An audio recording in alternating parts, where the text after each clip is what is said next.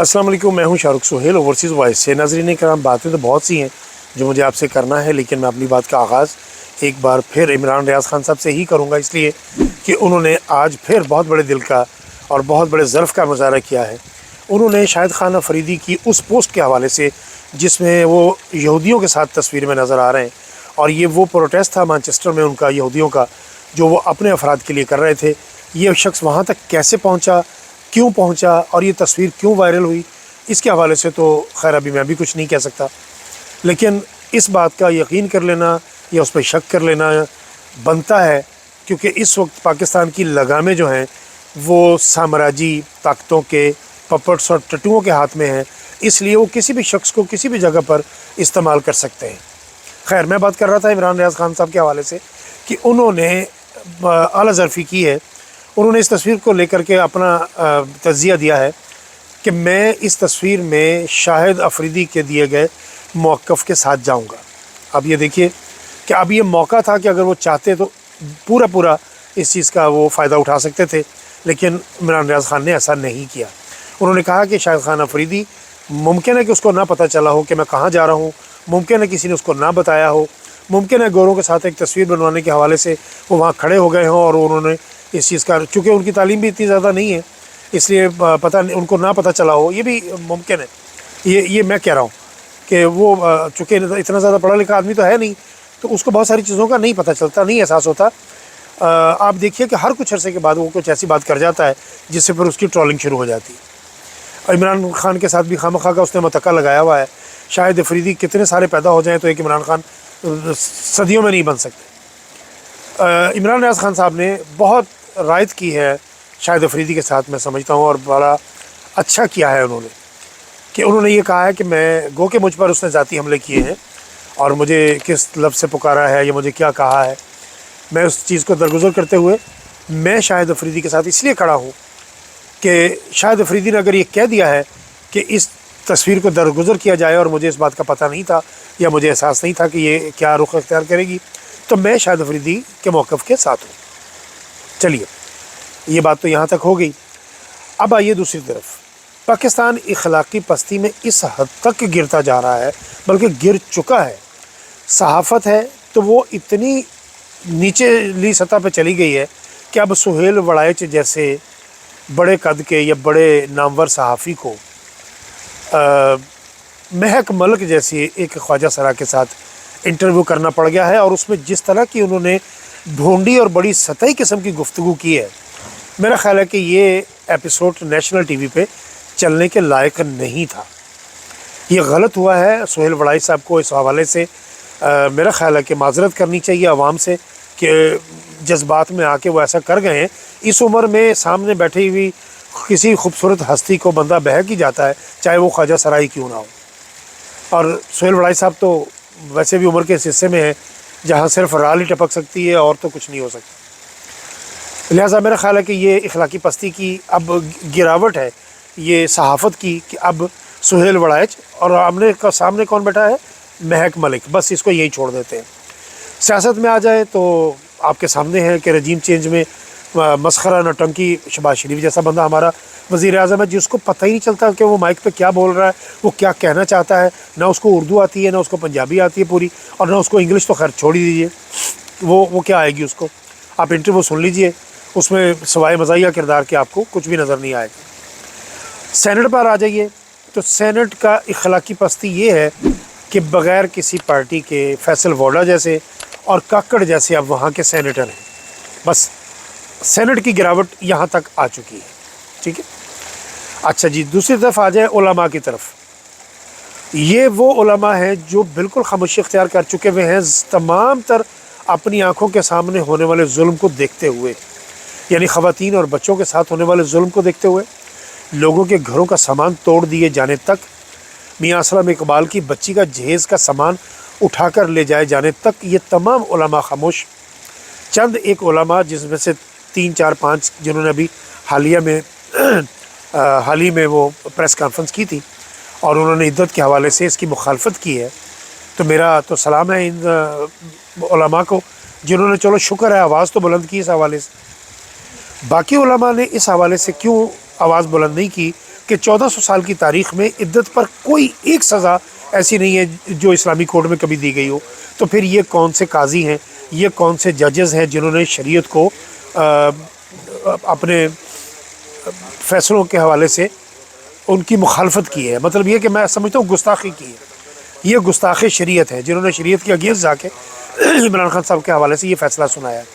तो ये है वो उलमा। और वैसे भी अब जब मिंबर पर बैठने वाले मदनी जैसे लोग होंगे, वो भांड और नौटंकी और मस्खरा जो दो चार सिर्फ बातें, दो चार आयतें सिर्फ सुना के बाकी पूरी 3 घंटे की अपनी तकरीर में वो सिर्फ लोगों को हंसाने का काम करने के लिए आता है और ये भांड का किरदार करता है। और बोलो तो सही, ये वो वाला मदनी, और ये वही है जिसने शुभ शुभ से फिर मार भी खाई और इसके अपने बकौल के उन्होंने इसके साथ बदसलूकी की, बदफेली की और उसकी वीडियोस भी बनाई, क्या कुछ किया। ये लोग इसी काबिल है। वैसे तो मैं शुभ शुभ के भी हक़ में नहीं हूँ, वो भी ड्रामा है, बहुत बड़ी नौटंकी है वो भी। जिस तरह का वो लिबास पहनता है, देखिए वो लिबास ही इस्लाम में मर्द के लिए जायज़ नहीं है। अगर देखा जाए कि रंग बिरंगे वो लिबास, वो सिल्क पहनी हुई पगड़ियाँ और वो सिल्क के कुर्ते और ऊपर सिल्क की शॉलें, यानी हर चीज़ की मैचिंग, जूते से लेके पगड़ी तक की मैचिंग करके एक आलम दीन, और पूरा जुल्फ़ें अपनी बिखराए और हाथ में तस्बीह लिए, और फिर जिस तरह से वो माइक में शुफ शुफ करता है, उसको ये भी नहीं पता कि माइक में से फूंक बाहर थोड़ी जाएगी, आवाज़ जाएगी। ये है हमारी जहालत का आलम। हमारे उलमा दीन जो अपने आप को सो कॉल्ड ये पीर भी कहलाते हैं, उल आलम भी कहलाते हैं, जो चंद एक हकीकी उलमा हैं भी, वो बुज़दिली की उस स्टेज पे खड़े हुए हैं कि उनको अपनी ज़िंदगी बहुत प्यारी है। चलें इस बात को भी यहाँ तक छोड़ देते हैं और अब आइए क्रिकेट की तरफ। क्रिकेट का जो हाल हुआ है वो आपके सामने है। जो दुर्गत बनी है इन प्लेयर्स की ग्रुप बंदी ने जो किया है, बात उसमें गलत नहीं है। एक मामले में इमरान रियाज साहब ने अभी भी कहा है कि मैं अपनी बात पर कायम हूँ कि क्रिकेट से शाहिद अफरीदी को दूर रखें अगर आप चाहते हैं कि आपकी क्रिकेट फ़रोग पा सके, क्योंकि हर आदमी अपना तसल्लुत चाहता है, इक़्तिदार चाहता है। तो ये भी बड़े अरसे से इन काविशों में है, इसीलिए ये कासा लेसी भी करता है, खुशामद भी करता है। शहबाज शरीफ के बारे में कहता है कि बहुत अच्छा एडमिनिस्ट्रेटर है। उसकी एडमिनिस्ट्रेशन आपने देख ली कि दर बदर फिरने के बाद किसी एक घर से भी भीख नहीं मिली, खैरात नहीं मिली इन लोगों को, और ये है एडमिनिस्ट्रेशन। बजट आपने देख लिया कि कहाँ तक बात पहुँची है। वो बजट के बाद आवाम के साथ जो होने वाला है वो भी आपके सामने है। ये है एडमिनिस्ट्रेशन। तो ये है क्रिकेट का हाल। और जिस क्रिकेट का चेयरमैन मोहसिन नकवी जैसा पपट आप लगा देंगे, जिसको अलफ बे नहीं पता क्रिकेट की, और आपने उसको उठा के चेयरमैन लगा दिया। क्यों? इसलिए कि उसने तहरीक इंसाफ को टाइट करके रखा था अपनी वजारत आला के दौर में, और उसने इलेक्शन भी 2 नंबर तरीके से इन लोगों को फॉर्म 47 के ज़रिए जितवा के तो ला के बिठाया है, और इसी की इनाम में उसको वजारत दाखिला भी दी गई है, वो भी उसको मिली है। तो ये सारी चीज़ें मिली जुली मिला के अगर आप देखें तो पाकिस्तान इस वक्त इखलाकी पस्तियों में जिस जगह तक पहुंच चुका है, अब ज़मीन के साथ लग चुका है। अब अगर ये ज़मीन को लगने के बाद, देखें ये फितरी अमल है कि हर चीज़ ज़मीन पर लगने के बाद वापस उभरती है। अगर ये कौम, अगर ये अवाम वापस अपनी इखलाकियात की जानिब ना उभरे तो फिर समझ लीजिए कि इस ज़मीन के नीचे फिर गड़ा है, और फिर आप सारे के सारे उस गड़े में गड़ जाएंगे, फिर आप उसमें दफन हो जाएंगे, ये पूरी कौम की तदफीन हो जाएगी, और फिर बस आप देख लें कि आपके सामने पाकिस्तान की सूरत हाल, वतन की इस वक्त जो सूरत हाल है, उसकी सारी चीज़ों को देखते हुए वतन तो बढ़ गया, उसकी तो बात ही ना करें जो कुछ हो रहा है। लेकिन देखा जाए तो पंजाब की आवाम भी बढ़ गई, किसी को नहीं पता लग रहा कि हमने क्या करना है। पाकिस्तान तहरीक इंसाफ की जो क़यादत है इस वक्त, मेरी इतला के मुताबिक इमरान खान साहब को बाकायदा अंदर इतला दी गई है कि हुजूर बाहर जितने लोग बैठे हुए हैं इनमें से कोई इस काबिल नहीं है, कोई इस अहल नहीं है। वो शेर अफजल मरवती था जिस पर आप सब लोग शक भी करते हैं और उसको काम भी नहीं करने देते, और ये वो लोग हैं जो अपने आप को बहुत पढ़ा लिखा समझते हैं। ये गौहर खान हो गए, ये हामिद खान साहब हो गए।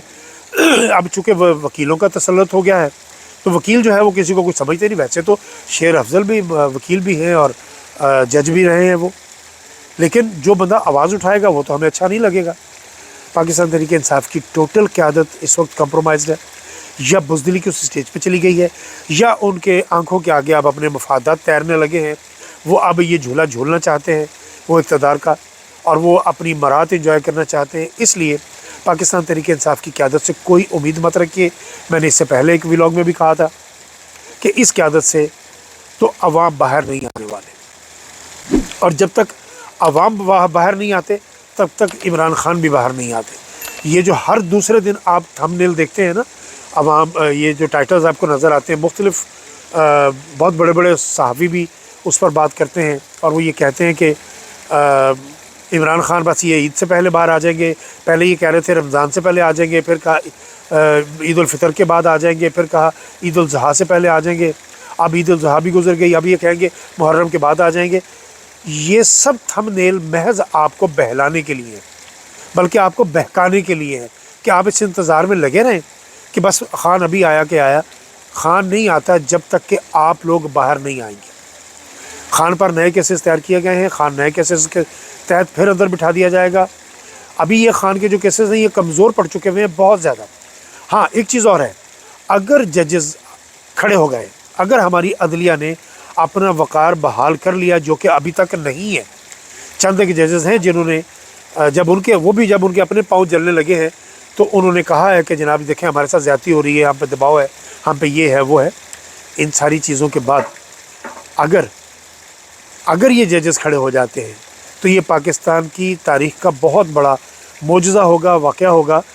139वीं पोजीशन से अगर ये दुनिया के पहली 30 पोजीशनों में भी आ जाएं तो मैं समझता हूँ कि हम न सिर्फ जीत जाएंगे, बल्कि मेरा मुल्क न सिर्फ तेज़ी से तरक्की करेगा, बल्कि इसको दुनिया हैरानी से देखेगी। और चलते चलते एक और ख़बर कि फ़ाइज़ ईसा की तौसीक़ के लिए सरतोड़ कोशिश की जा रही है और ये कोशिश कर रहे हैं कि किसी तरीके से इमरान खान की बहाली ना हो सके, बल्ले की बहाली ना हो सके।